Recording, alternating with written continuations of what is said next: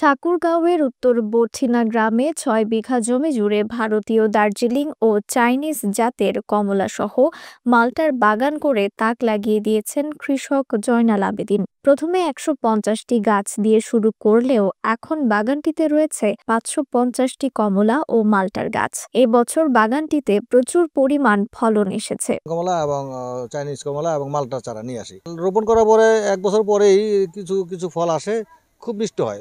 দ্বিতীয় বছরে আমি আরও কিছু চারা নিয়ে আসি এবং ধীরে ধীরে এটা আমি ৬ বিঘা জায়গায় ১ বিঘা থেকে ৬ বিঘা জায়গায় উন্নীত করি। এখন এটা আমার অনেকটা বিনোদন মূলক একটা বাগানের মতো অবস্থা সৃষ্টি হয়েছে। প্রচুর দর্শক আসে। সুমিষ্ট এই ফল বাগান থেকেই কিনে নিয়ে যাচ্ছেন দর্শনার্থীরা। গত বছর ৬ লক্ষ টাকার ফলন বিক্রি হলেও এবছর বাগান থেকেই ১৫ থেকে ২০ লক্ষ টাকার ফলন বিক্রির আশা করেন কৃষক জয়নাল আবেদীন। সহকর্মী জুয়েল ইসলাম শান্তর পাঠানো তথ্য, ছবিতে ডেস্ক রিপোর্টে থাকছে বিস্তারিত। সরকারি চাকরির সুবাদে বাংলাদেশের চুয়াডাঙ্গায় কর্মরত ছিলেন ঠাকুরগাঁওয়ের জয়নাল আবেদীন। চাকরি করাকালীন অবস্থায় চুয়াডাঙ্গায় একজনের দার্জিলিং ও চাইনিজ জাতের কমলা সহ কমলার বাগান দেখে উদ্বুদ্ধ হন তিনি।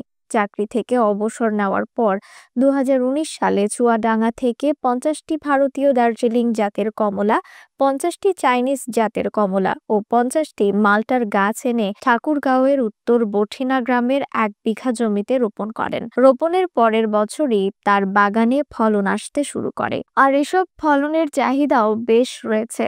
তাই ১ বিঘা জমি থেকে ৬ বিঘা জমি জুড়ে ২০০টি ভারতীয় দার্জিলিং জাতের কমলা, ২০০টি চাইনিজ জাতের কমলা ও ১৫০টি মাল্টার গাছ রোপণ করেন কৃষক জয়নাল আবেদীন। এবছর তার এই বাগানে প্রচুর পরিমাণে ফলন এসেছে। জয়নাল আবেদীনের ব্যতিক্রম এই কমলার বাগান দেখতে প্রতিদিনই দূর দূরান্ত থেকে দর্শনার্থীরা ভিড় করছেন। সুমিষ্ট হওয়ায় আগত দর্শনার্থীরা বাগান থেকেই স্বল্প মূল্যে কমলা ও মাল্টা কিনে ফিরছেন বাড়িতে। জয়নাল আবেদীন ভাই কখনো কল্পনা করতে পারি না যে এরকম বাগান আমরা দেখতে পাবো।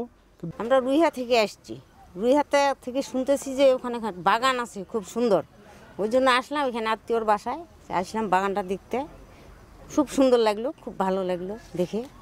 আগে তো মানে শুনতাম বা জানতাম যে মাল্টা বাগান হোক বা কমলা হোক, যেটাই হোক, এটা দেখার জন্য মনে করেন যে ভারতে যেতে হতো।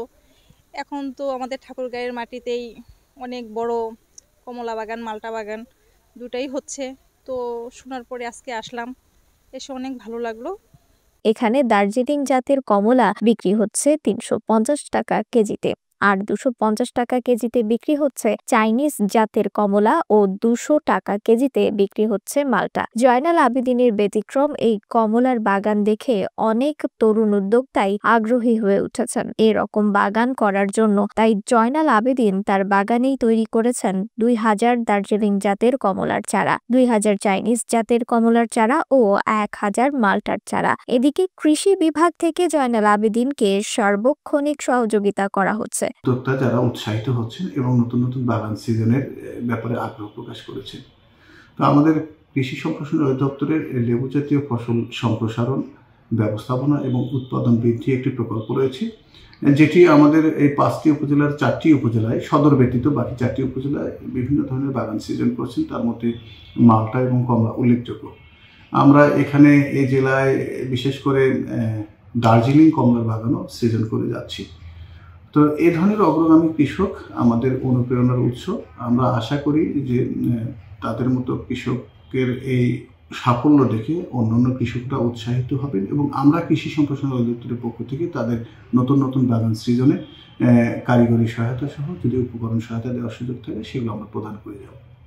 পাশাপাশি কেউ এরকম বাগান করতে আগ্রহ প্রকাশ করলেও তাকেও সহযোগিতা করার আশ্বাস কৃষি বিভাগের। তারা বেকার ছিলাম, তারা এখানে আমরা অনেকে এখন কাজ করি, 10 থেকে 12 জন কাজ করি।